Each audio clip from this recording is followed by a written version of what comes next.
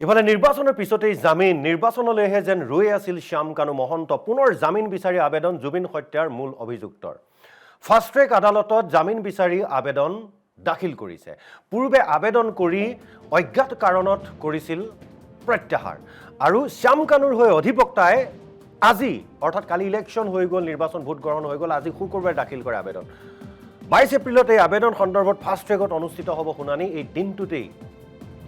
দিনটোতেই জামিন নাকচৰ বাবে আবেদন কৰিব জুবিনৰ অধিবক্তাই পূৰ্বে আবেদন কৰি অজ্ঞাত কাৰণত কৰিছিল প্ৰত্যাহাৰ আজি প্ৰায় এমাহমান পূৰ্বে আপোনালোকৰ নিশ্চয় মনত আছে আমি সবিস্তাৰে প্ৰকাশ কৰিছিলোঁ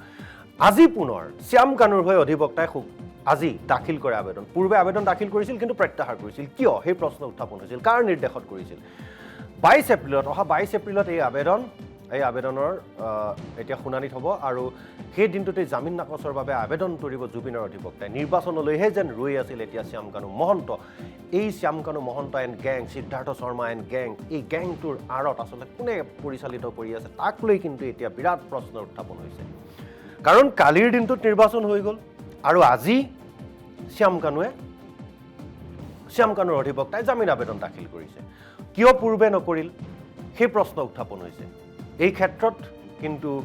শাসক পক্ষলৈ কৰবাত আঙুলি টুৱাব এতিয়া বিভিন্নজনে হঠাতে এইদৰে জামিন আবেদন দাখিল কৰাক লৈ ব্যাপক প্ৰতিক্ৰিয়াৰ সৃষ্টি হৈছে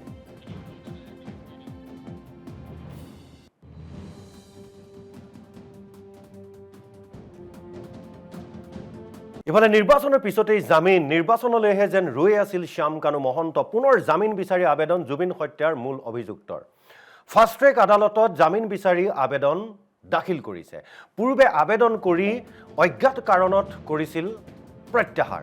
আৰু শ্যাম কানুৰ হৈ অধিবক্তাই আজি অৰ্থাৎ কালি ইলেকশ্যন হৈ গ'ল নিৰ্বাচন ভোট গ্ৰহণ হৈ গ'ল আজি শুকুৰবাৰে দাখিল কৰে আবেদন 22 এপ্ৰিলত এই আবেদন সন্দৰ্ভত ফাষ্ট ট্ৰেকত অনুষ্ঠিত হ'ব শুনানি এই দিনটোতেই জামিন নাকচৰ বাবে আবেদন কৰিব জুবিনৰ অধিবক্তাই পূৰ্বে আবেদন কৰি অজ্ঞাত কাৰণত কৰিছিল প্ৰত্যাহাৰ আজি প্ৰায় এমাহমান পূৰ্বে আপোনালোকৰ নিশ্চয় মনত আছে আমি সবিস্তাৰে প্ৰকাশ কৰিছিলোঁ আজি পুনৰ শ্যাম কানুৰ হৈ অধিবক্তাই আজি দাখিল কৰে আবেদন পূৰ্বে আবেদন দাখিল কৰিছিল কিন্তু প্ৰত্যাহাৰ কৰিছিল কিয় সেই প্ৰশ্ন উত্থাপন হৈছিল কাৰ নিৰ্দেশত কৰিছিল 22 এপ্ৰিলত এই আবেদনৰ এতিয়া শুনানিত হ'ব আৰু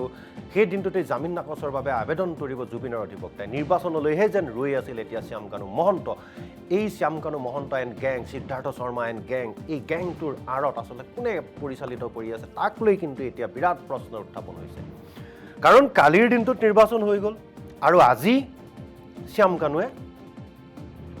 কানুৰ অধিবক্তাই জামিন আবেদন দাখিল কৰিছে কিয় পূৰ্বে নকৰিল সেই প্ৰশ্ন উত্থাপন হৈছে এই ক্ষেত্ৰত কিন্তু শাসক পক্ষলৈ কৰবাত আঙুলি টুৱাব এতিয়া বিভিন্নজনে হঠাতে এইদৰে জামিন আবেদন দাখিল কৰাক লৈ ব্যাপক প্ৰতিক্ৰিয়াৰ সৃষ্টি হৈছে